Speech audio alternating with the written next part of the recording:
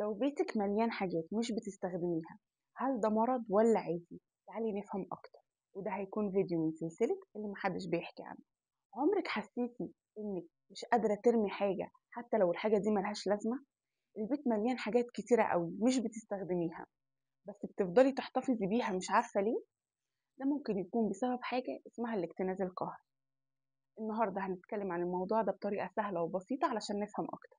طب تيجوا نعرف ايه هو الاكتناز القهري؟ اننا نفضل نحتفظ بحاجات حتى لو ملهاش لازمه او مش بنستخدمها، بس في نفس الوقت حاسين ان الحاجات دي ليها قيمه وممكن نحتاجها في وقت من الاوقات، زي مثلا تيشيرت قديم او علبه فاضيه او حتى ورقه.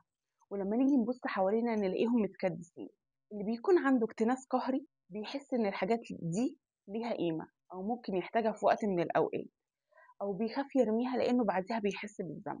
بس اللي ما يعرفوش كتير مننا إن الحالة دي ممكن تبوظ حياته. يعني مثلا البيت مكركب فمش هيعرف يدخل حد عنده، أو إن البيت زحمة فمش عارف يلاقي الحاجة اللي هو عايزها بسهولة. طب يا ترى ده بيحصل ليه؟ للأسف ده بيكون ساعات وراه مشاعر خوف أو حزن أو وحدة. الناس دي بتحتفظ بالحاجات عشان بس تعوض فراغ عاطفي عندها، أو إن الحاجة دي بتحسسهم بالأمان. طب تيجوا نعرف الفرق بين التوفير وحب الذكريات والاكتناز. التوفير يعني ان انا احتفظ بحاجة علشان خاطر هستخدمها بعدين، زي مثلا ان انا انزل اشتري في التخفيضات عشان انا فعلا هستخدم الحاجة دي بعدين، او لما يكون عندي علبة كويسة وناوية ان انا استخدمها في حاجة تانية بعدين. ده تفكير منطقي. طب ايه هو حب الذكريات؟ زي ان انا مثلا احتفظ بحاجة علشان خاطر بتفكرني بذكرى حلوة. دي بتكون حاجات عاطفية بنحتفظ بيها لأنها بتلمس قلوبنا، بس في نفس الوقت الحاجات دي بتكون محدودة جدا. نيجي بقى للاكتناز. الاكتناز بقى حاجة تانية خالص، زي ما قلنا إن إحنا بنحتفظ بالحاجة مش علشان خاطر حاجة حلوة، إحنا بنحتفظ بيها علشان خاطر مش قادرين نستغنى عنها. بمعنى أصح، بنحتفظ بالحاجة المهمة واللي مش مهمة. واللي بيكون عنده اكتناز بيبقى مش قادر يفرق بين المهم واللي مش مهم. حتى لما بيحتفظ بالحاجة مش بيحس بفرحة أو ذكرى، بالعكس بيحس بقلق.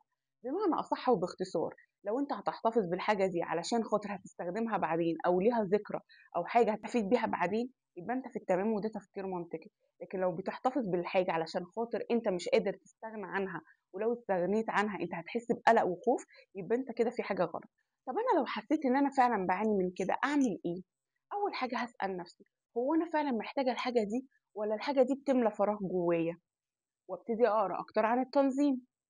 ولو حسيت إن الموضوع ده بيسبب لي قلق أو توتر أو تعب، لازم إن أنا ما اتكسفش إن أنا أطلب مساعدة من حد مختص، ولازم أعرف إن الموضوع ما فيهوش أي كسوف. لو أنت بتسمعي الفيديو وحسيتي إن في جزء منه شبه حد تعرفيه، شاركي معاه الفيديو وما تنسيش تعملي اشتراك وتفعلي الجرس.